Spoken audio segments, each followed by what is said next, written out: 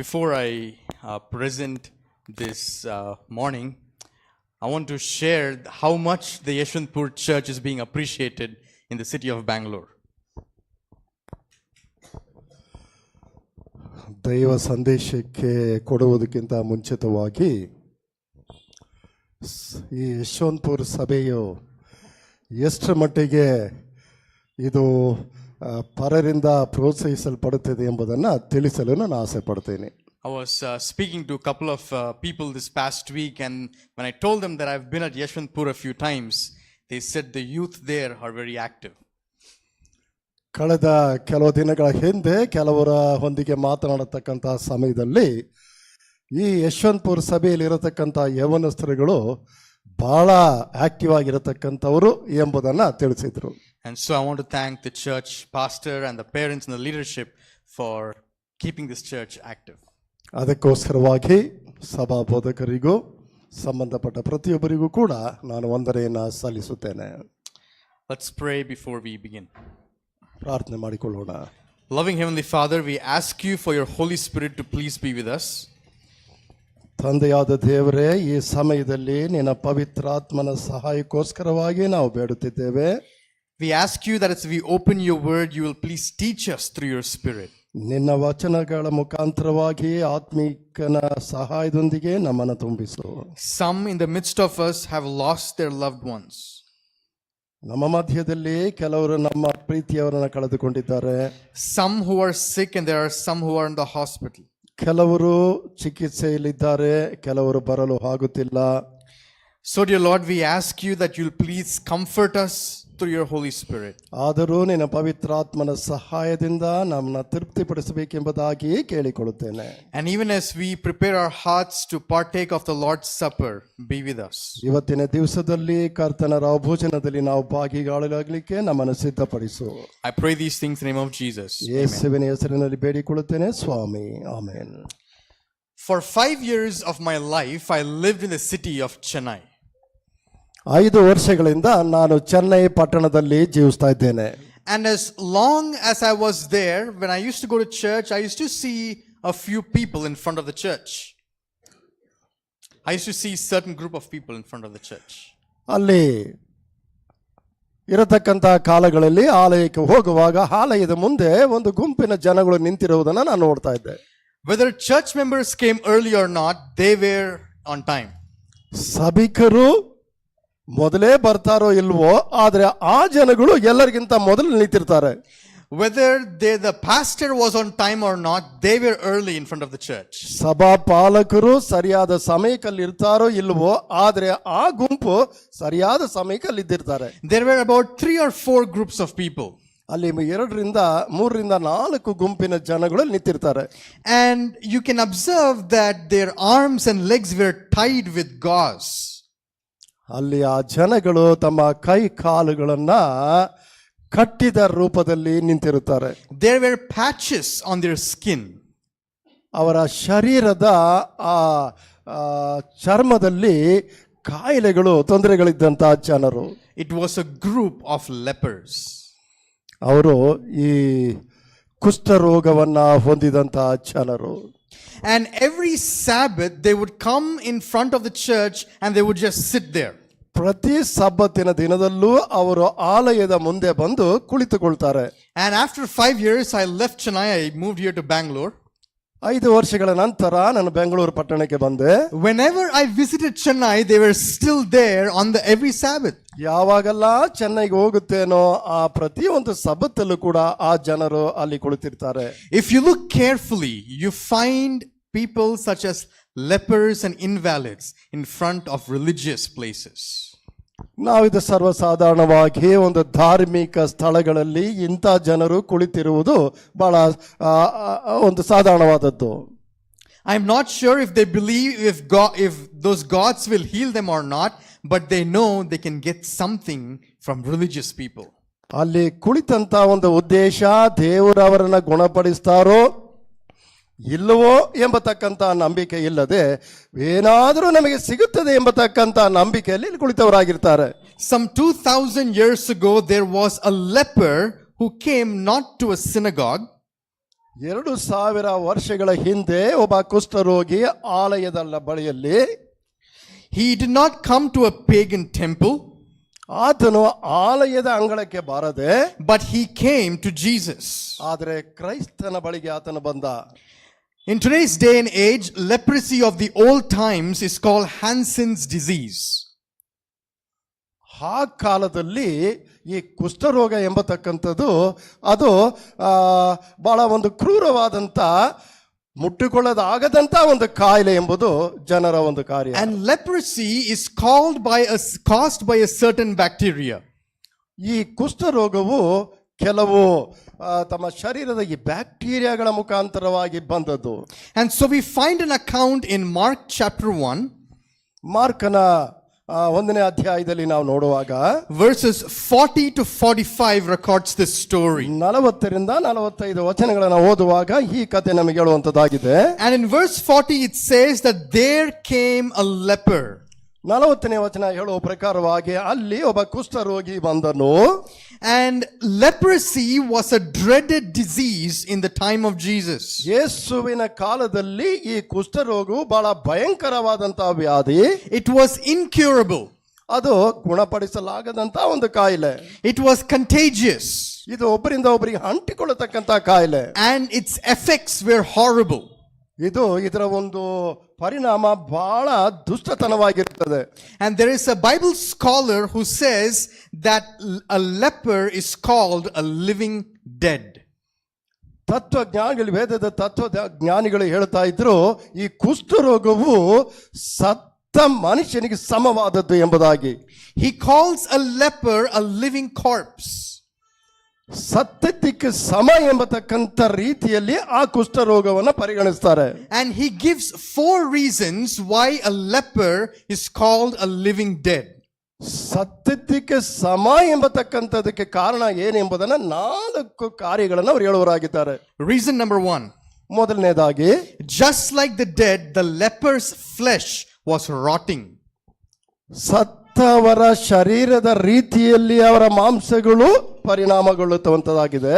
I told you that when I saw these lepers in front of the church, ಈ ಕುಷ್ಠರೋಗಿಗಳು ಸಭೆಯ ಅಂಗಳದಲ್ಲಿ ಇರುವಾಗ they had white gauze wrapped around different parts of the body. ಶರೀರದ ಅನೇಕ ಭಾಗಗಳಲ್ಲಿ ಈ ಬಿಳಿಯ ಬಟ್ಟೆಯಿಂದ ಸುತ್ತಿದವರಾಗಿರುತ್ತೆ. Because their nerves do not work effectively. ಕಾರಣ ಏನಂತಂದ್ರೆ ಅವರ ಶರೀರದಲ್ಲಿ ಇರತಕ್ಕಂತ ನರಗಳು ಸರಿಯಾದ ರೀತಿಯಲ್ಲಿ ಕೆಲಸ ಮಾಡುವಂತಿಲ್ಲ. And so if they go into something and bump into something, they don't feel the pain. ಅವರಿಗೆಲ್ಲರೂ ಹೋಗಿ ಬಗ್ಗಿ ಏನಾರು ತೆಗಿತಕ್ಕಂತ ಸಮಯದಲ್ಲಿ ಅದರ ನೋವು ಅವರಿಗೆ ಅರಿವು ಬರುವುದಿಲ್ಲ. Sometimes when I'm walking in my house and my little toe hits the bed or something, it pains a lot. ಮನೆಗಳಲ್ಲಿ ನಾವು ನಡೆಯುತ್ತಿರುವಾಗ ನಮ್ಮ ಕಾಲಿನ ಬೆರಳು ಯಾವುದಕ್ಕಾದ್ರೂ ಸ್ವಲ್ಪ ಇಡುಕಿದ್ರೆ ಅದು ನಮಗೆ ಬಹಳ ನೋವನ್ನು ಉಂಟು ಮಾಡುವಂತದ್ದಾಗಿದೆ. It pains so much that we just sit down in the bed. ಕೂಡಲೇ ನಾವು ನೋವಿನಿಂದ ನಾವು ಕೂತುಕೊಳ್ಳುವರಾಗಿದ್ದೇವೆ. But with the leper, they don't feel pain. ಆದರೆ ಕುಷ್ಠ ರೋಗಿಗಳಿಗೆ ಅಂತ ಒಂದು ನೋವಿನ ಒಂದು ಅರಿವು ಬರುವುದಿಲ್ಲ. Because their nerves, they stop working and their flesh is rotting. ಕಾರಣ ಏನಂತಂದ್ರೆ ಅವರ ಶರೀರದ ಮಾಂಸಗಳು ಆ ರೀತಿ ಕುತ್ತಿ ಹೋಗಿದೆ ಮತ್ತು ನರಗಳು ಸತ್ತು ಹೋಗಿರ್ತಾವೆ. Their bones degenerate. ಅವರ ಎಲುಬುಗಳು ಶಕ್ತಿ ಇಲ್ಲದಂತಾಗಿದೆ. Their joints become dislocated. ಅವರ ಶರೀರದ ಎಲ್ಲ ಕಟ್ಟುಗಳು ಕೂಡ ಒಂದನ್ನೊಂದು ಜಾಗವನ್ನು ಬಿಟ್ಟು ಅಗಲಿದಂತಾಗಿದೆ. They become paralyzed. ಅವರು ಒಂಥರ ಈ ಸೋಂಕು ಹೊದ್ದವರಾಗಿರ್ತಾರೆ, ಲಕ್ವ ಹೊಡೆದವರಾಗಿ. Their voice turns grunt. ಅವರ ಧ್ವನಿ ಸರಿಯಾದ ರೀತಿ ಇಲ್ಲದೆ ಇರುತ್ತದೆ. And the smell of their breath is unbearable. ಅವರ ಶರೀರದ ಆ ವಾಸನೆಯನ್ನ ತಡೆದುಕೊಳ್ಳಲು ಅಸಾಧ್ಯ. A leper was a sight of disgust. ಆತನ ಒಂದು ನೋಟವು ಬಹಳ ಒಂದು ಮೋಸಕರವಾಗಿರತಕ್ಕಂಥದ್ದಾಗಿದೆ. And he's a spectacle of pity. ಅದನ್ನು ನಾವು ನೋಡುವಾಗ ಕರುಣೆ ಎಂಬತಕ್ಕಂಥದ್ದು ಹುಟ್ಟುವಂಥದ್ದಾಗಿದೆ. And so this theologian says that a leper is a living dead because his flesh is rotting like the dead.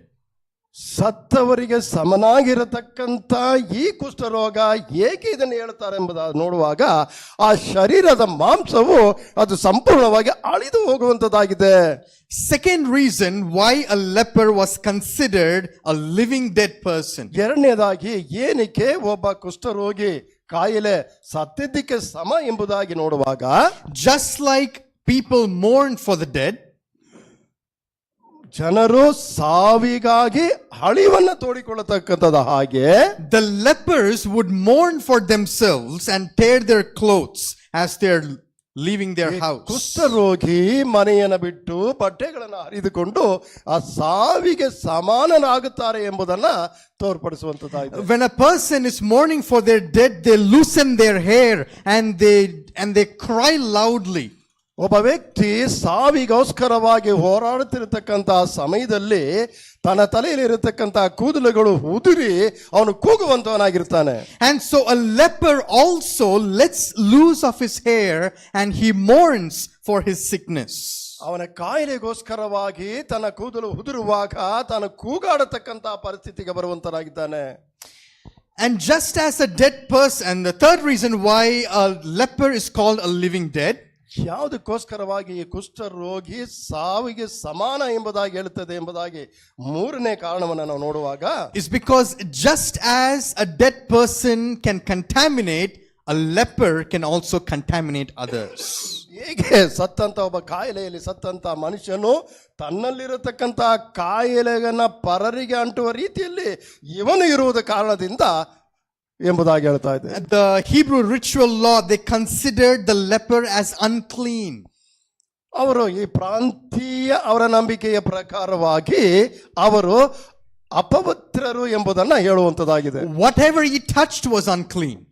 ಅವನು ಏನನ್ನ ಮುಟ್ಟುತ್ತಾನೋ ಅದು ಅಶುದ್ಧನು. Whomever he touched was unclean. ಯಾರನ್ನ ಆತನು ಮುಟ್ಟುತ್ತಾನೋ ಅವರು ಅಶುದ್ಧರು. The air around him was unclean.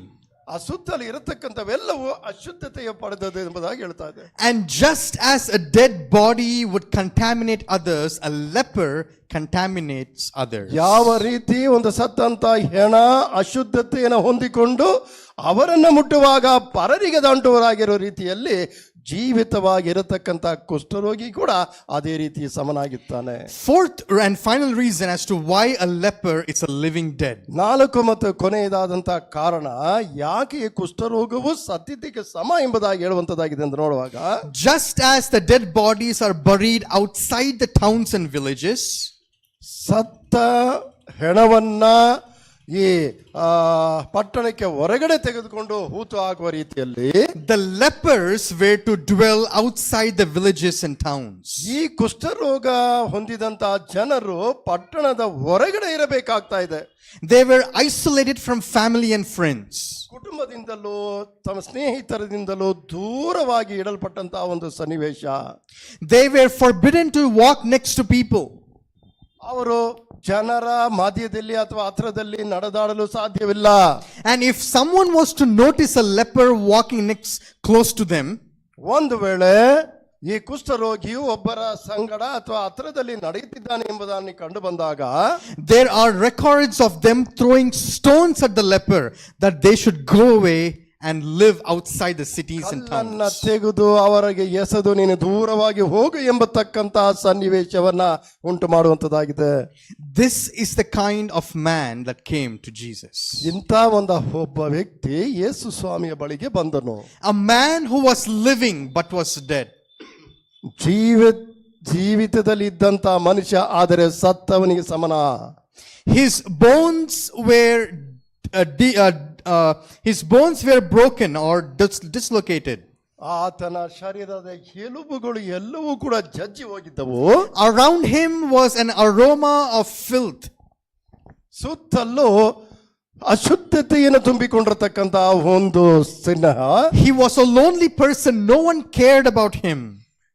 ಅವನು ಒಟ್ಟಿಗನಾಗಿರಬೇಕಾಗಿತ್ತು, ಯಾಕಂದ್ರೆ ಅವನೊಂದಿಗೆ ಯಾರೂ ಮೆರೆಯಲಿಕ್ಕೆ ಸಾಧ್ಯವಿಲ್ಲ. This is the kind of person that came to Jesus. ಇಂಥ ಒಬ್ಬ ವ್ಯಕ್ತಿ ಯೇಸು ಸ್ವಾಮಿಯ ಬಳಿಗೆ ಬಂದನು. In the Bible, leprosy is a symbol of sin. ಸತ್ಯವೇದದಲ್ಲಿ ಈ ಕುಷ್ಠರೋಗವು ಪಾಪಕ್ಕೆ ಹೋಲಿಕೆಯಾಗಿದೆ. If a person had leprosy, they were considered to be under God's judgment. ಈ ಕುಷ್ಠರೋಗವನ್ನು ಹೊಂದಿಕೊಂಡಂತ ಜನರು ದೇವರ ನ್ಯಾಯ ತೀರ್ಪಿನ ಅಡಿದಾವರೆಯಲ್ಲಿದ್ದಾರೆ ಎಂಬುದನ್ನು ಸೂಚಿಸುವಂತದ್ದಾಗಿದೆ. The Jews called it the stroke or the finger of God. ಇದು ಯಹೂದ್ಯರು ಇದು ದೇವರ ಒಂದು ಪರಿಶ್ರಮ ಎಂಬುದನ್ನು ತಿಳಿಸುವಂತವರಾಗಿದ್ದಾರೆ. And in the Bible, leprosy was not always caused by sin. Leprosy was not always caused by sin. ಸತ್ಯವೇದ ಮುಖಾಂತರವಾಗಿ ನೋಡುವಾಗ ಈ ಕುಷ್ಠರೋಗ ಯಾವಾಗಲೂ ಕೂಡ ಪಾಪದ ಅಡಿಯಲ್ಲಿ ಇದೆ ಎಂಬುದನ್ನು ಹೇಳುವಂತದ್ದಿಲ್ಲ. But leprosy was one of the covenant curses that God gave to Moses. ಆದರೆ ಈ ಕುಷ್ಠರೋಗವು ಮೋಶೆಯನೊಂದಿಗೆ ತನ್ನ ಆಜ್ಞೆಯ ಮುಖಾಂತರವಾಗಿ ಕೊಟ್ಟಂತ ಒಂದು ಅರಿಕೆ. And so leprosy was a symbol of sin in the Bible. ಸತ್ಯವೇದದಲ್ಲಿ ಈ ಕುಷ್ಠ ರೋಗವು ಪಾಪದ ಒಂದು ಗುರುತಾಗಿ ಇದೆ. And just as leprosy is deep rooted, ಈ ಕುಷ್ಠ ರೋಗವು ಬಹಳ ಆಳವಾಗಿ ಹೋಗಿದ್ದಂತಹ ಸಮಯದಲ್ಲಿ, just as leprosy is contagious, ಇದು ಪರರಿಗೆ ಹರಡತಕ್ಕಂತ ಒಂದು ಕಾಯಿಲೆ, just as leprosy is deadly, ಇದು ಬಹಳ ಭಯಂಕರವಾದಂತಹ ಒಂದು ಕಾಯಿಲೆ, just as leprosy was impossible to be cured by human power, ಈ ಕುಷ್ಠ ರೋಗ ಯಾವುದೇ ಶಕ್ತಿಯಿಂದಲೂ ಗುಣಪಡಿಸಲಾಗದಂತಹ ಒಂದು ಕಾಯಿಲೆ. the condition of you and I is sin, just like leprosy. ನೀವು ಮತ್ತು ನಾನು ಕೂಡ ಪಾಪದಲ್ಲಿ ಮುಳುಗಿರುವಾಗ ನಾವು ಕೂಡ ಈ ಕುಷ್ಠ ರೋಗಿಯಂತೆಯೇ ಇದ್ದೇವೆ. Sin is deep rooted in us. ಕಾರಣ ಏನಂತಂದ್ರೆ ಪಾಪವು ನಮ್ಮಲ್ಲಿ ಪರಿಪೂರ್ಣವಾಗಿ ಬೇರನ್ನು ಹೊಂದಿಕೊಂಡಿದೆ. Sin is deadly. ಈ ಪಾಪವು ಬಹಳ ಭಯಂಕರವಾದದ್ದು. And sin, it is impossible to be cured by human works. ಈ ಪಾಪವು ಮನುಷ್ಯನಿಂದ ಗುಣಪಡಿಸಲಾಗದಂತ ಒಂದು ಕಾಯಿಲೆ. Before we can point fingers at others,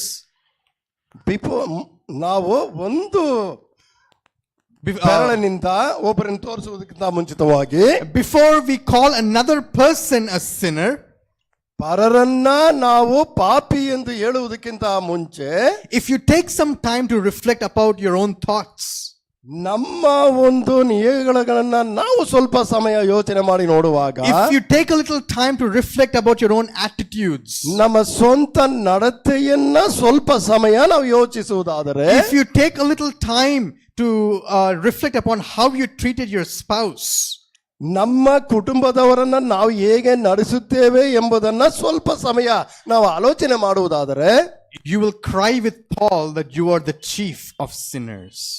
ಪಾಪಿಗಳಲ್ಲಿ ದೊಡ್ಡ ಪಾಪಿ ಎಂಬುದನ್ನ ನಮಗೆ ಅರಿವು ಬರುವಂತದ್ದಾಗಿದೆ. The book of Isaiah chapter 1 verses 5 and 6. ಐಸಾಯನ ಗ್ರಂಥ 5ನೇ ಅಧ್ಯಾಯ 1ನೇ ವಚನವನ್ನು ನಾವು ಓದುವಾಗ, Someone please read that for us. ದಯವಿಟ್ಟು ಒಬ್ಬರು ತೆಗೆದು ಹೋದ್ರಿ. ಐಸಾಯ 1ನೇ ಅಧ್ಯಾಯ 5 ಮತ್ತು 6ನೇ ವಚನ.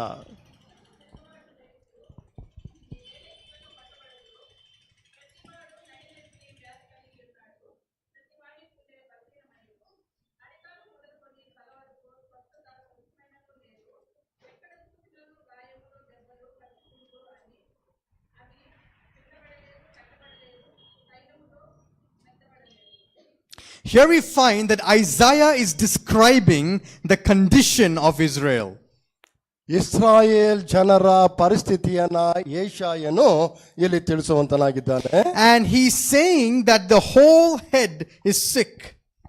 ಅಲ್ಲಿ ಆತನು ಪರಿಪೂರ್ಣವೂ ವ್ಯಾಧಿಯಸ್ಥನಿಗೆ ಸಮವಾಗಿ ಅಲ್ಲಿ ಸೂಚಕವನ್ನು ಕೊಡುವಂತನಾಗಿದ್ದಾನೆ. And he's saying that from the sole of the foot even until the head there is no soundness. ಒಬ್ಬನ ಆತ್ಮವು ತನ್ನ ತಲೆಯವರೆಗೂ ಕೂಡ ಒಳ್ಳೆಯದನ್ನು ಯಾವುದನ್ನು ಸೂಚಿಸುವಂತದ್ದು ಇಲ್ಲ ಎಂಬುದನ್ನು ಹೇಳುವನಾಗಿದ್ದಾನೆ. We are filled with bruises and sores. ನಾವು ಅನೇಕ ಕಾಯಿಲೆಗಳು ಹುಣ್ಣುಗಳಿಂದ ನಾವು ತುಂಬಿಕೊಂಡಿದ್ದೇವೆ. And so we find here that our condition is that we are a sin sick human beings. ನಾವು ಪಾಪಗಳು ಕಾಯಿಲೆಗಳು ತುಂಬಿಕೊಂಡಂತ ಒಂದು ಮಾನವೀಯತೆ ಗುಂಪಿನವರಾಗಿದ್ದೇವೆ. We have affected other people because of our sins. ದೇವರ ನೋಟದಲ್ಲಿ ಪರರಿಗಿಂತ ನಾವು ಅನೇಕ ಕಾರಣಗಳಿಗೆ ಒಳಪಟ್ಟಿರುತ್ತೇವೆ. Or we are bearing some wounds that have been caused to us because of sin. ಪಾಪದ ಮುಖಾಂತರವಾಗಿ ನಮ್ಮಲ್ಲಿ ಕೆಲವೊಂದು ಹುಣ್ಣುಗಳು ನಮ್ಮನ್ನ ಗುರುತಿಸಿಕೊಂಡಿರುತ್ತವೆ. And just like the leopard, the condition of humanity is that we are a living dead. ನಾವುಗಳು ಕೂಡ ಕುಷ್ಠರೋಗಿಯಂತೆಯೇ ಸತ್ತವನಿಗೆ ಸಮವಾದಂತಹ ಒಂದು ಕುಷ್ಠರೋಗಿಯಾಗಿದ್ದೇವೆ.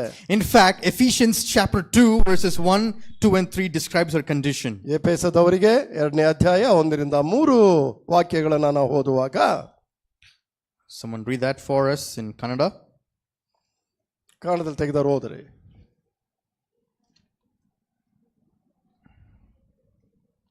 Ephesians 2 verses 1 to 3.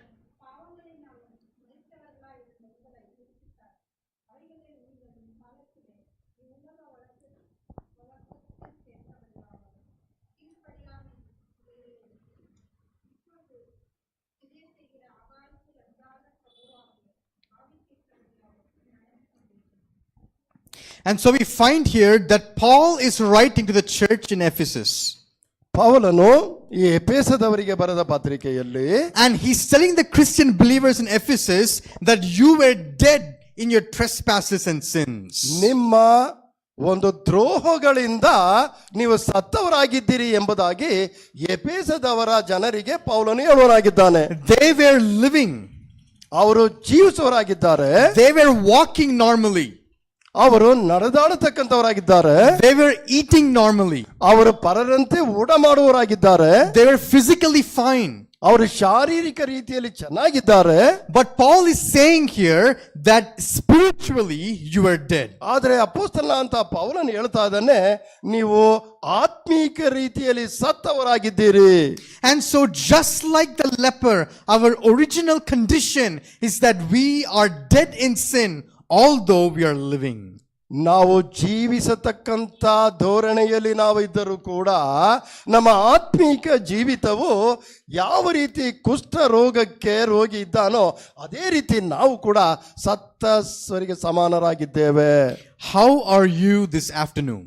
ಈ ಮಧ್ಯಾಹ್ನದ ಸಮಯದಲ್ಲಿ ನಾನು ಹೇಗಿದ್ದೇನೆ? Are you walking properly physically?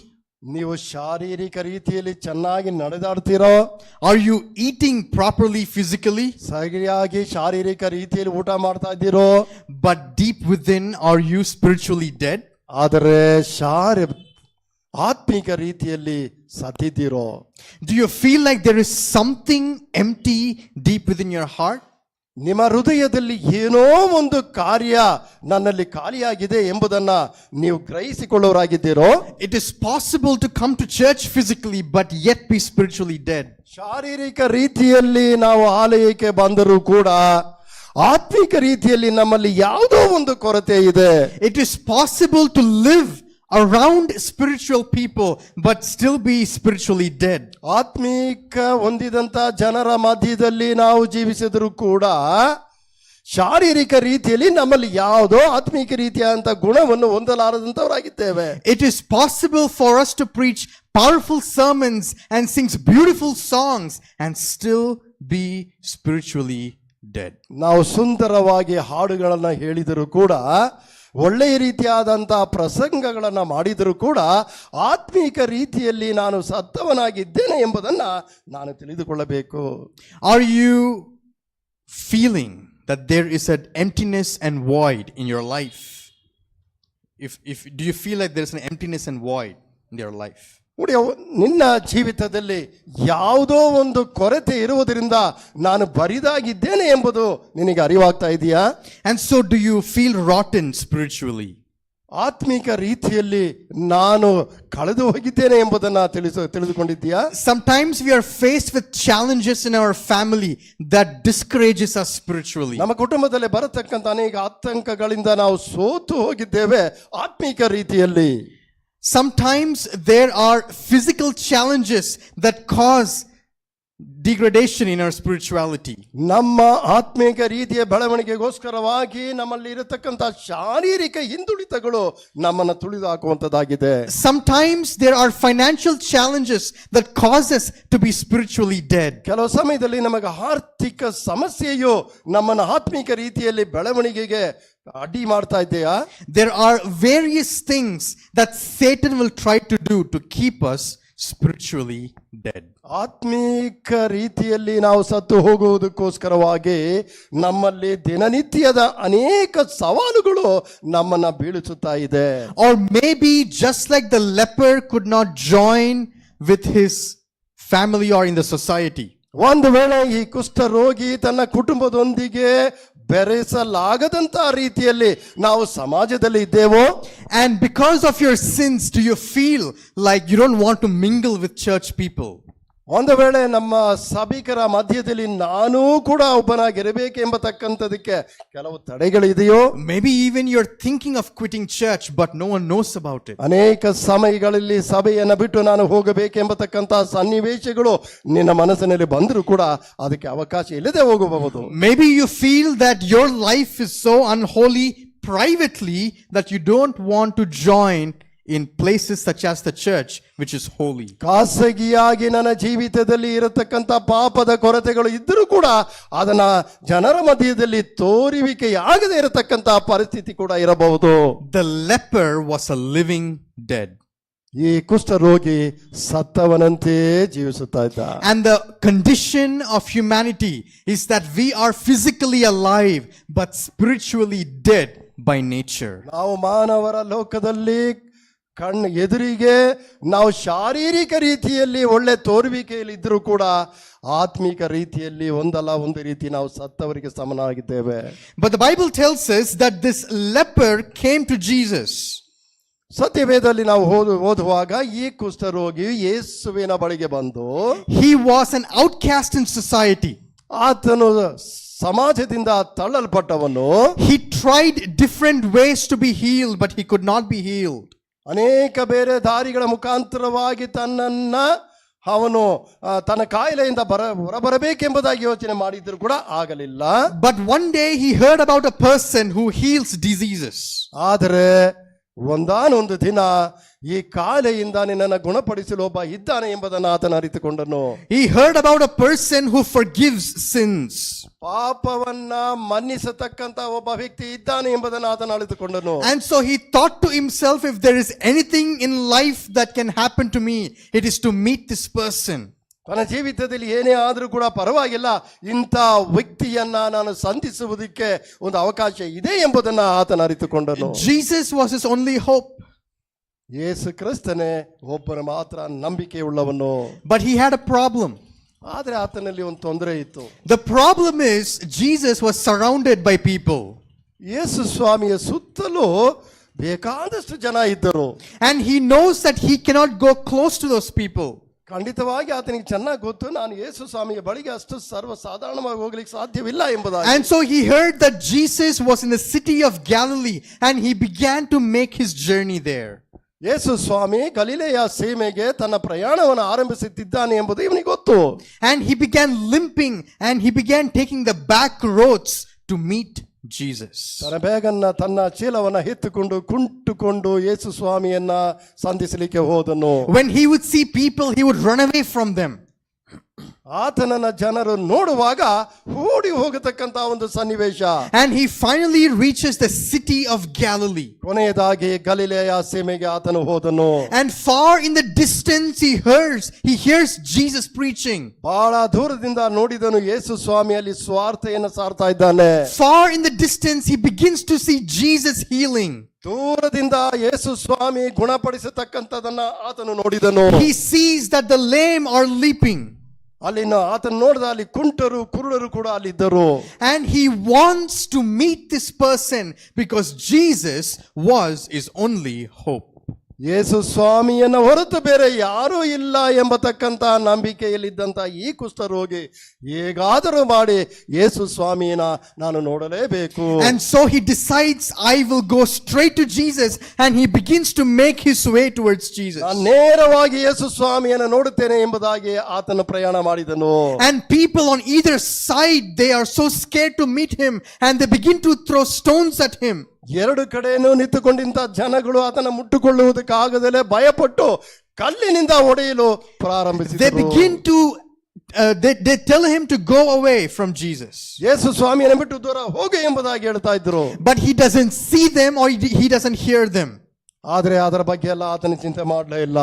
because his only focus was Christ, because he was his only hope. ಕಾರಣ ಏನಂತಂದ್ರೆ ಆತನ ಒಂದೇ ಗುರಿ ಯೇಸು ಸ್ವಾಮಿ ಮಾತ್ರ. And so he goes to Jesus and he tells Jesus, ಆಗ ಆತನ ಯೇಸು ಸ್ವಾಮಿಯ ಬಳಿಗೆ ಹೋಗಿ ಯೇಸು ಸ್ವಾಮಿಯ ಬಳಿ ಹೇಳ್ತಾನೆ, and he says, kneeling to Jesus, if thou wilt, thou can make me clean. ದೇವರೇ ನಿನ್ನ ಚಿತ್ತವಿರುವುದಾದರೆ ನನ್ನನ್ನು ಗುಣಪಡಿಸಿ ಎಂಬುದಾಗಿ ಕೇಳ್ಕೊಳ್ತಾ ಇದ್ದಾನೆ. He doesn't ask the question, can you make me clean? ಅಲ್ಲಿ ಆತನು ಪ್ರಶ್ನೆ ಕೇಳಲಿಲ್ಲ, ಸ್ವಾಮಿ ನೀನು ನನ್ನನ್ನು ಗುಣಪಡಿಸಿದ್ದೀಯೋ ಎಂಬುದಾಗಿ ಆತನ ಕೇಳಲಿಲ್ಲ. He says, if you decide to heal me, you can heal. ದೇವರೇ ನಿನಗೆ ಚಿತ್ತವಿರುವುದಾದರೆ ನನ್ನನ್ನು ಗುಣಪಡಿಸಿ ಎಂಬುದಾಗಿ ಕೇಳಿದ. You see, the condition of spiritual dead can be healed only by Jesus. ಆತ್ಮೀಕ ರೀತಿಯಲ್ಲಿ ಸತ್ತವರ ಪರಿಸ್ಥಿತಿ ಏನೇ ಇದ್ರೂ ಪರವಾಗಿಲ್ಲ, ಅದನ್ನ ಗುಣಪಡಿಸುವುದಕ್ಕೆ ಯೇಸು ಸ್ವಾಮಿಯಿಂದ ಮಾತ್ರವೇ ಸಾಧ್ಯ. Just because your private life or your life in general may be unholy, let that not keep you from meeting the holy Jesus. ನಿನ್ನ ತಿಳುವಳಿಕೆ ಪ್ರಕಾರವಾಗಿ ನಿನ್ನ ಖಾಸಗಿ ಜೀವನವು ಸುಂದರವಾಗಿಯೂ ಪರಿಶುದ್ಧವಾಗಿದೆ ಎಂಬತಕ್ಕಂಥ ತೀರ್ಮಾನವನ್ನು ನೀನು ಮಾಡಿಕೊಂಡಿದ್ದರೆ ಕ್ರೈಸ್ತನಿಂದ ನೀನು ದೂರವಿರುವನಾಗಿದ್ದೀಯಾ. Because Jesus promises in John 6 and verse 37. ಯೋಹಾನ 6:37 ಯೇಸು ಸ್ವಾಮಿ ಕೊಡತಕ್ಕಂತ ಒಂದು ಭರವಸೆ. Of many verses, this is one of my favorite verses. ಇದೆಲ್ಲಾ ವಚನಗಳಿಂದ ಇದು ನನಗೆ ಬಹಳ ಪ್ರಾಮುಖ್ಯ ತಿಳಿದವು. There are so many times in my life that I've gone to this verse. ನನ್ನ ಜೀವಿತದಲ್ಲಿ ಈ ವಚನವನ್ನ ಅನೇಕ ಬಾರಿ ನಾನು ಅರಿತುಕೊಂಡಿದ್ದೇನೆ. John 6 verse 37. ಯೋಹಾನ 6:37. Someone can read that for us.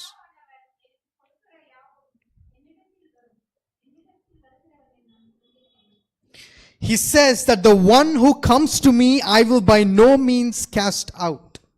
ನನ್ನ ಬಳಿಯಲ್ಲಿ ಬರತಕ್ಕಂಥವನು ನನ್ನ ಪೂರ್ಣಗೊಳಿಸುವನು ಎಂಬುದಾಗಿ ನನಗೆ ಗೊತ್ತು. If you come with all your unholy thoughts, Jesus will not cast you out.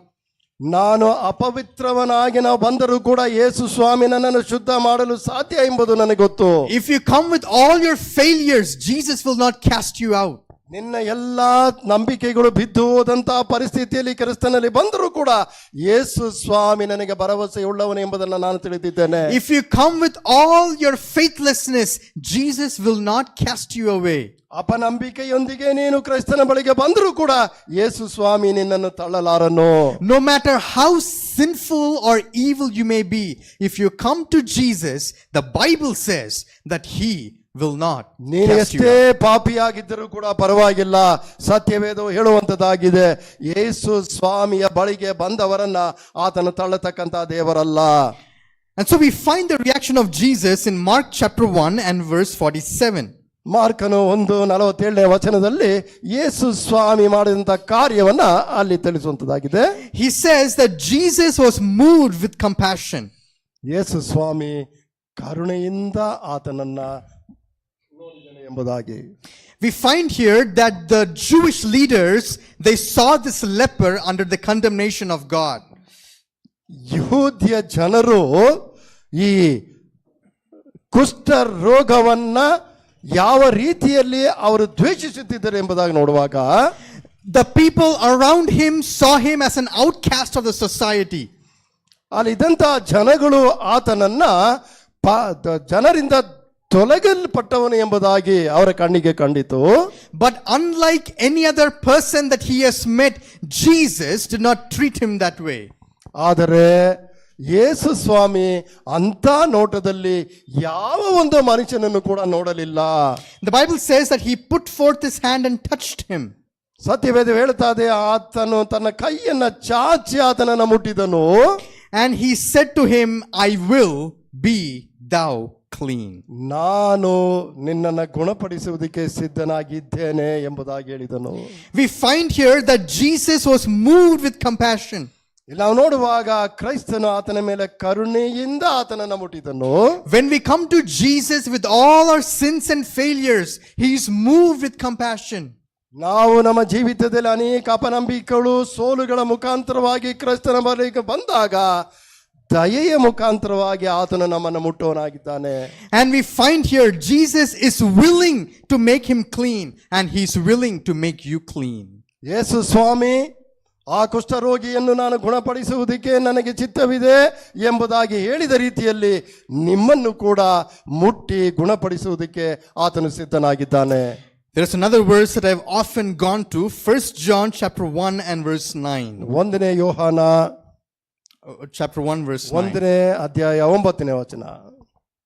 1ನೇ ಯೋಹಾನ 1:9.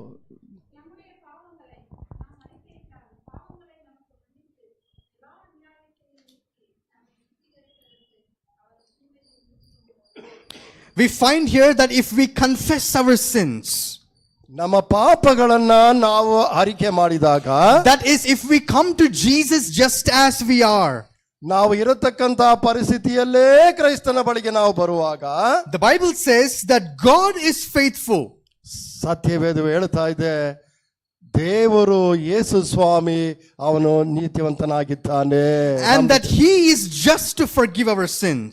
ನಮ್ಮ ಪಾಪಗಳನ್ನ ಕ್ಷಮಿಸುವುದಕ್ಕೆ ಆತನು ನಂಬಿಗಸ್ತನಾಗಿದ್ದಾನೆ, And is able to cleanse us from all unrighteousness. ನಮ್ಮ ಎಲ್ಲಾ ವಿಧವಾದಂತಹ ಪಾಪಗಳಿಂದ ನಮ್ಮನ್ನ ಗುಣಪಡಿಸಲಿಕ್ಕೆ ಶುದ್ಧ ಮಾಡಲಿಕ್ಕೆ ಆತನು ಸಿದ್ಧನಾಗಿದ್ದಾನೆ. How much unrighteousness? ಹೇಗೆ ಅನೀತಿ ಮಾರ್ಗವೆಂದರೆ ಏನು? Does that include the backbiting we do? ನಾವು ಪರರ ವಿಷಯವಾಗಿ ತಪ್ಪಾದ ರೀತಿಯಲ್ಲಿ ಮಾತನಾಡುವಂತರಾಗಿದ್ದೇವೋ? It does. Does that include the jealousies we harbor in our hearts?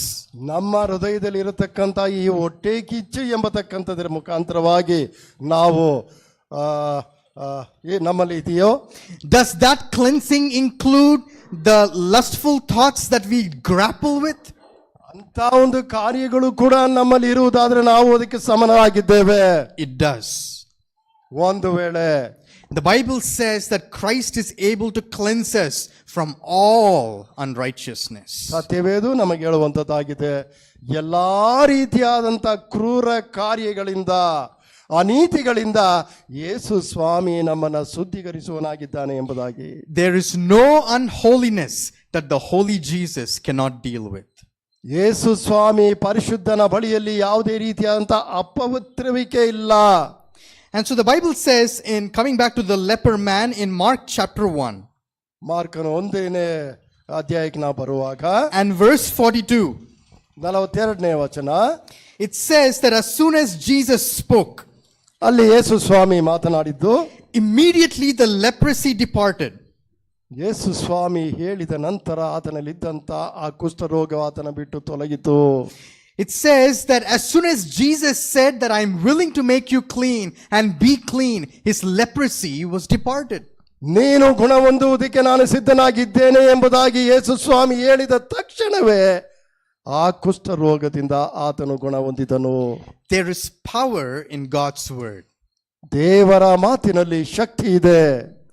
How can we live a clean life? ನಾವು ಹೇಗೆ ಪರಿಶುದ್ಧತೆಯ ಜೀವಿತವನ್ನ ಜೀವಿಸಬಹುದು?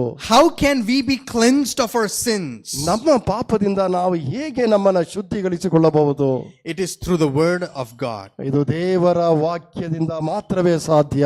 And just as the word of Jesus cleansed this leper, ದೇವರ ವಾಕ್ಯದ ಮುಖಾಂತರವಾಗಿ ಯೇಸು ಸ್ವಾಮಿ ಆ ಕುಷ್ಠರೋಗಿಯನ್ನ ಗುಣಪಡಿಸಿದಂತ ರೀತಿ when we read God's promises that He forgives our sins, we can believe that He has forgiven our sins. ಯೇಸು ಸ್ವಾಮಿಯ ವಾಕ್ಯಗಳನ್ನ ವಚನಗಳನ್ನ ನಾವು ಓದುವಾಗ ಆ ವಾಕ್ಯದ ಮುಖಾಂತರವಾಗಿ ನಾವು ಗುಣ ಹೊಂದುತ್ತೇವೆ ಎಂಬುದನ್ನ ನಾವು ಅರಿತುಕೊಳ್ಳಬೇಕು. And then the Bible says in verse 44, if someone can read that. 44ನೇ ವಚನವನ್ನು ನೀವು ಓದುವಾಗ,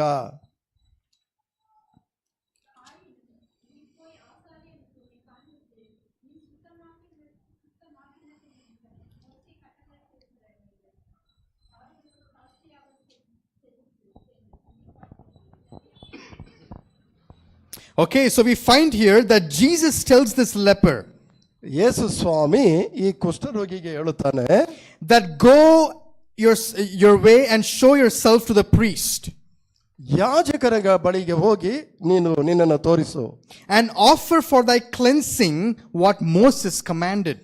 ಮೋಶೆಯನು ಹೇಳಿದ ಪ್ರಕಾರವಾಗಿ ಸಲ್ಲಿಸತಕ್ಕಂಥದನ್ನ ಹೋಗಿ ಸಲ್ಲಿಸು. What is it that Moses commanded? ಮೋಶೆಯನು ಹೇಳಿದಂತ ಒಂದು ಆಜ್ಞೆ ಏನು? What is it that the priest was to do? ಆ ಯಾಜಕನು ಏನು ಮಾಡಬೇಕು? In Leviticus chapter 13, Leviticus chapter 13, Leviticus 30ನೇ ಅಧ್ಯಾಯ, we find that Moses describes the condition, the uncleanness of a leper. ಈ ಕುಷ್ಠ ರೋಗಿಯ ಅಶುದ್ಧತೆಯನ್ನ ಕುರಿತು ಮೋಸೆಯನು ಇಲ್ಲಿ ವಿವರಣೆಯನ್ನು ಕೊಡುವನಾಗಿದ್ದಾನೆ. But in Leviticus 14, we find about the cleansing of the leper. ಈ ಪುಸ್ತಕದಲ್ಲಿ ಮೋಶೆಯನ ಪ್ರಮಾಣದ ಅನುಗುಣವಾಗಿ ಶುದ್ಧತೆಯನ್ನು ನಾವು ನೋಡುವಾಗ, And so when Jesus says, go and show yourself to the priest, ಆದುದರಿಂದ ಯೇಸು ಸ್ವಾಮಿ ಹೇಳ್ತಾ ಇದ್ದಾನೆ, ನೀನು ಹೋಗಿ ನಿನ್ನನ್ನು ಯಾಜಕನಿಗೆ ತೋರಿಸು, and give what you need to give to the priest. ಆ ಯಾಜಕನಿಗೆ ಕೊಡತಕ್ಕಂಥದ್ದು ಏನಿದೆಯೋ ಅದನ್ನು ನೀನು ಸಲ್ಲಿಸು. Jesus was referring to the rites and sacrifices recorded in Leviticus 14. ಯೇಸು ಸ್ವಾಮಿ ಯಾಜಕ ಕಾಂಡ ಪುಸ್ತಕದಲ್ಲಿ ಸಲ್ಲಿಸಬೇಕಾದಂತ ಯಜ್ಞಗಳನ್ನ ಕುರಿತು ಅವನು ಹೇಳುವನಾಗಿದ್ದಾನೆ. So what does Moses say in Leviticus 14? ಇಲ್ಲಿ ಈ ಪುಸ್ತಕದಲ್ಲಿ 14ನೇ ಅಧ್ಯಾಯದಲ್ಲಿ ಮೋಶೆಯನ್ನು ಏನ್ ಹೇಳ್ತಾನಂತಂದ್ರೆ, The leper was to come before the priest. ಈ ಕುಷ್ಠರೋಗಿಯು ಯಾಜಕನೇ ಮುಂದೆ ಬರುವಾಗ, And the priest was to examine the leper. ಯಾಜಕನು ಆ ಕುಷ್ಠರೋಗಿಯನ್ನ ಪರಿಶೋಧಿಸಬೇಕು. He will look at the skin of the leper. ಆತನ ಈ ಏನ್ ಹೇಳ್ತಿದ್ರು ಚರ್ಮವನ್ನ ಶೋಧಿಸುವನಾಗಿದ್ದಾನೆ. The leper was to go outside the towns and villages to where, so the priest was to go outside the towns and villages to meet the leper. ಈ ಯಾಜಕನು ಕುಷ್ಠರೋಗಿಯನ್ನ ಸಂಧಿಸಲಿಕ್ಕೆ ಆ ಕಡೆ ಹೋಗತಕ್ಕಂತ ಸ್ಥಳದಲ್ಲಿ ಈತ ಹೋಗಬೇಕಾಗುತ್ತೆ. And then we find in Leviticus 14 verses 4 through 7 something interesting. ಈ ಯಾಜಕ ಕಾಂಡ ಪುಸ್ತಕದಲ್ಲಿ ಬಹಳ ಒಂದು ವಿಸ್ಮಯವಾಗಿರತಕ್ಕಂತ ವಿಷಯ ಕಂಡು ಬರ್ತಾ ಇದೆ. Let's read Leviticus 14 verses 4 through 7. 14ನೇ ಅಧ್ಯಾಯ 4ನೇ ವಚನ.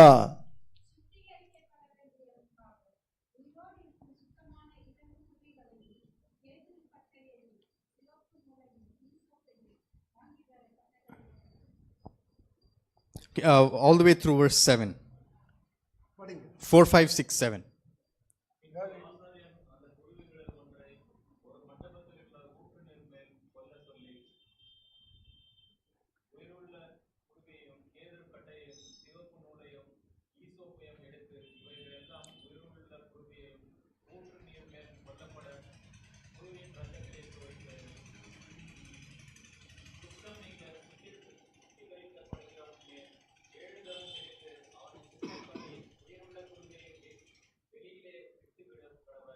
Okay, thank you.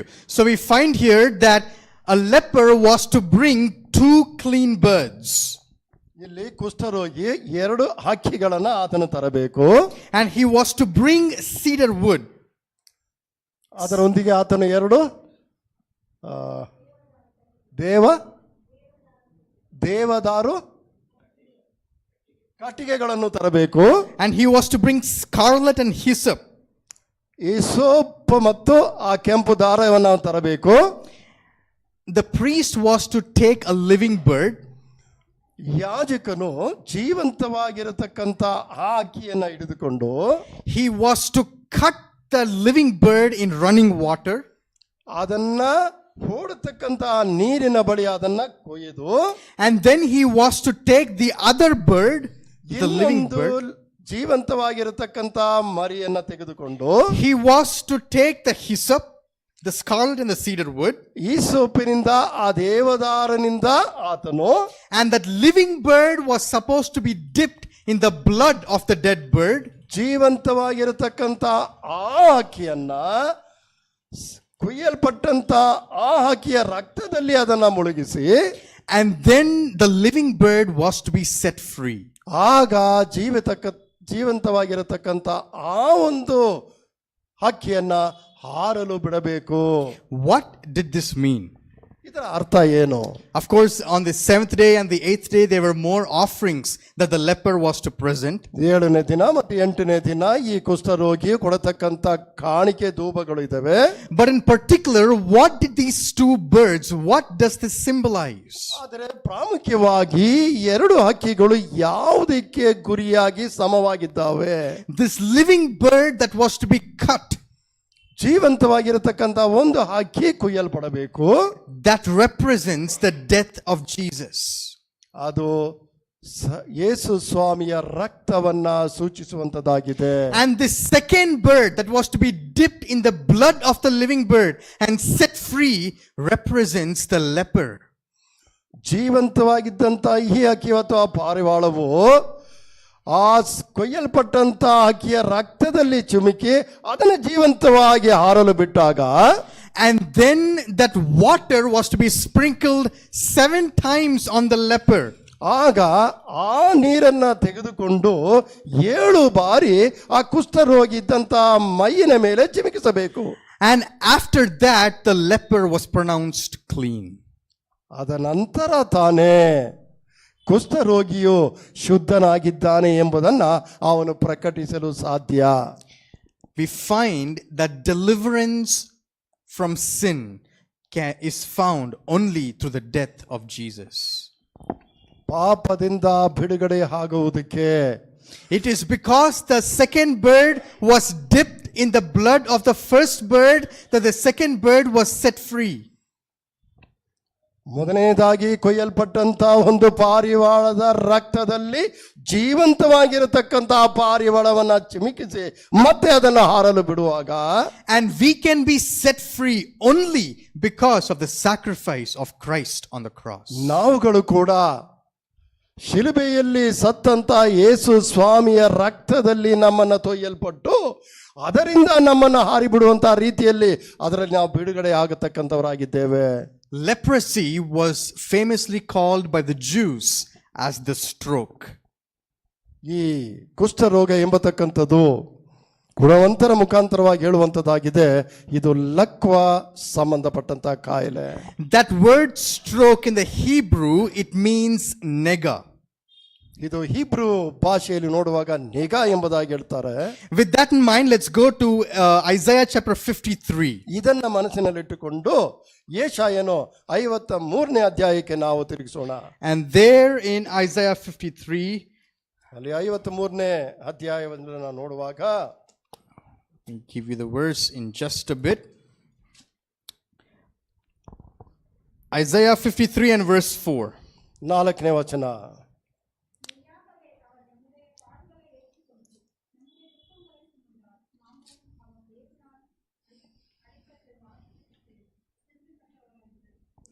So we find here that the word stricken, ಆ ಒಂದು ವಾಕ್ಯವನ್ನು ನಾವು ನೋಡುವಾಗ we find here that this word stricken, it also means nega in the Hebrew. ಈ ಸ್ಟಿಕ್ಕನ್ ಎಂಬತಕ್ಕಂತ ಹೊಡವು ಈ Same Hebrew word.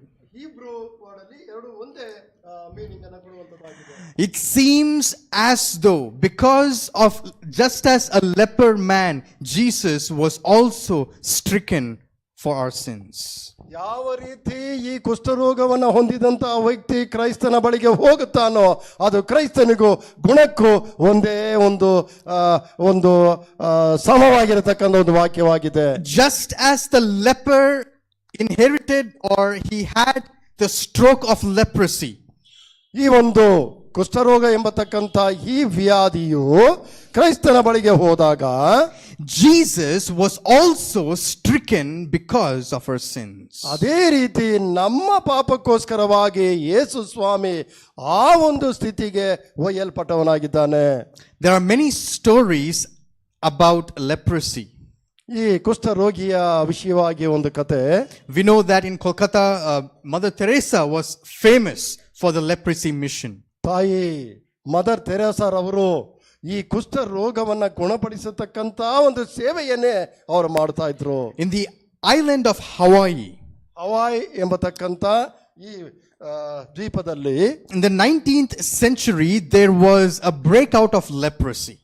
19ನೇ ಶತಮಾನದಲ್ಲಿ ಈ ಕುಷ್ಠ ರೋಗದ ಸೇವೆಯನ್ನು ಮಾಡುವುದಕ್ಕೋಸ್ಕರವಾಗಿ And there was a person named Father Damien.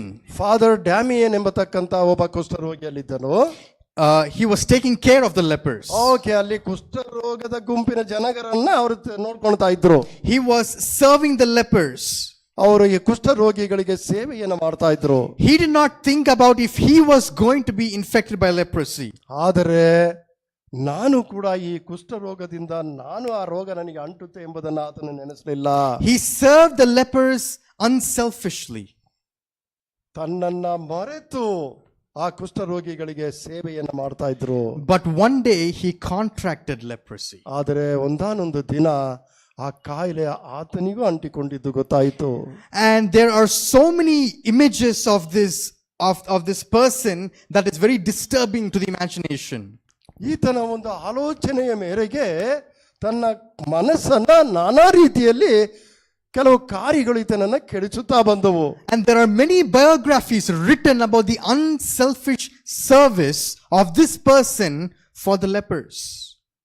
ಈ ಮನುಷ್ಯನು ಪರರ ಅಂದರೆ ಕುಷ್ಠರೋಗಿಗಳಿಗೆ ಸೇವೆಯನ್ನ ಮಾಡತಕ್ಕಂತ ವಿಷಯದಲ್ಲಿ ಅನೇಕ ಚರಿತ್ರೆಗಳನ್ನು ಆತನು ಓದಿದನು. One of the biographies, ಒಂದು ಚರಿತ್ರೆ, it aptly describes the final life, the final stage of this person as Gethsemane and Calvary. ಕೊನೆಯದಾಗಿ ಗತ್ಸಮನೆ ತೋಟದಲ್ಲಿ ಇದ್ದಂತಹ ಒಬ್ಬ ವ್ಯಕ್ತಿಯನ್ನ ಕುರಿತು ಒಂದು ಚರಿತ್ರೆಯು ಆತನ ಗಮನಕ್ಕೆ ಬಂದಾಗ Father Damien's life, it faintly shadows what the Messiah did for us 2000 years ago. 2000 ವರ್ಷಗಳ ಹಿಂದೆ ಈ ಮೆಸ್ಸಾಯನು ನಮಗೋಸ್ಕರ ಏನು ಮಾಡಿದನೆ ಎಂಬತಕ್ಕಂತ ಆತನ ಬಹಿರಂಗವಾದಂತ ಯೋಚನೆ ಆತನ ಬಂದಾಗ, and just as this Father Damien, he came to the leper colony in Hawaii, the Messiah came to this leper colony of this earth. ಈ ಬೋಧಕನ ಅಂತ ಒಬ್ಬ Father Damien, ಫಾದರ್ ಡ್ಯಾಮಿಯನ್ ಆ ಹವಾಯ್ ಪ್ರದೇಶಕ್ಕೆ ಬಂದು ಈ ಕುಷ್ಠ ರೋಗಿಗಳಿಗೆ ಸೇವೆಯನ್ನ ಮಾಡುವುದಕ್ಕೆ ಬಂದಂತಹ ರೀತಿಯಲ್ಲಿ ಲೋಕದ ಕಾಯಿಲೆಗಳನ್ನ ಬಿಡಿಸುವುದಕ್ಕೆ ಬಂದಂತ ಆ ಗೆತ್ಸೆಮನೆ ಸ್ಥಿತಿಯ ಆತನ ಗಮನಕ್ಕೆ ಬಂತು. And just as his father Damien contracted leprosy, Christ took upon him our sinful nature. ಯಾವ ರೀತಿ ಈ ಫಾದರ್ ಡ್ಯಾಮಿನಿಯನ್ನು ಕುಷ್ಠರೋಗಿಗಳಿಗೆ ಸೇವೆಯನ್ನ ಮಾಡುವುದಕ್ಕೆ ಆತನು ದೇಶಾಂತರಕ್ಕಾಗಿ ಬಂದನೋ, ನಮ್ಮ ಕುಷ್ಠರೋಗಗಳಿಂದ ನಮ್ಮನ್ನು ಬಿಡಿಸುವುದಕ್ಕೆ ಯೇಸು ಸ್ವಾಮಿ ಬಂದನು. And he took the death that we deserve. ನಾವು ವಹಿಸಬೇಕಾದಂತಹ ಮರಣವನ್ನ ಆತನು ಸಹಿಸಿದನು. And he did so that you and I can have life. ನೀವು ಮತ್ತು ನಾನು ಜೀವವನ್ನ ಪಡೆದುಕೊಳ್ಳಬೇಕು ಎಂಬತಕ್ಕಂಥ ಉದ್ದೇಶದ ಮೇರೆಗೆ ಅದನ್ನು ಆತನು ಅರ್ಪಿಸಿದನು. As we partake of our Lord's Supper today, ಈ ಪರಿಶುದ್ಧವಾದಂತ ಕರ್ತನ ರಾಭೋಜನದಲ್ಲಿ ನೀವು ಭಾಗಿಗಳಾಗುವಾಗ, as we practice the ordinance of humility, ಈ ಒಂದು ತಾಳ್ಮೆಯ ಗುಣವನ್ನ ನಾವು ಪ್ರಚುರ ಪಡಿಸತಕ್ಕಂತ ರೀತಿಯಲ್ಲಿ we want to think of Christ who gave his life and shed his blood for us. ನಮಗೋಸ್ಕರವಾಗಿ ರಕ್ತವನ್ನ ಚೆಲ್ಲಿ ಜೀವವನ್ನ ಕೊಟ್ಟಂತ ಯೇಸು ಸ್ವಾಮಿಯನ್ನ ನೀವು ಯಾವ ರೀತಿ ನೆನೆಸಿಕೊಳ್ಳುವರಾಗಿದ್ದೀರಿ? No matter what your past is, ನಮ್ಮ ಕಳೆದಂತಹ ಜೀವನವು ಯಾವುದೇ ಇರಲಿ, no matter what uncleanness you and I are dealing with, ನಿಮ್ಮ ಜೀವಿತದಲ್ಲಿ ಕಳೆದ ದಿನಗಳಲ್ಲಿ ಯಾವ ರೀತಿಯಾದ ಅಪವಿತ್ರತೆ ಇತ್ತು ಎಂಬುದು ಬೇಕಾಗಿಲ್ಲ. Christ is able to cleanse. ಯೇಸು ಸ್ವಾಮಿ ಅದನ್ನ ಶುದ್ಧೀಕರಣಗೊಳಿಸುವುದಕ್ಕೆ ಸಿದ್ಧನಾಗಿದ್ದಾನೆ. And so as we partake of this ordinance, may we be reminded of that reality. ಈ ಒಂದು ಪರಿಶುದ್ಧವಾದಂತಹ ಕಾರ್ಯಕ್ರಮದಲ್ಲಿ ನಾವು ಭಾಗಿಗಳಾದಾಗ ಇದು ನಮ್ಮ ಮನಸ್ಸಿಗೆ ಸೂಚಕ ಕಾರ್ಯವನ್ನು ಕೊಡುವಂತದ್ದಾಗಿದೆ. May God bless you. ದೇವರು ನಮ್ಮನ್ನು ಆಶೀರ್ವದಿಸಲಿ.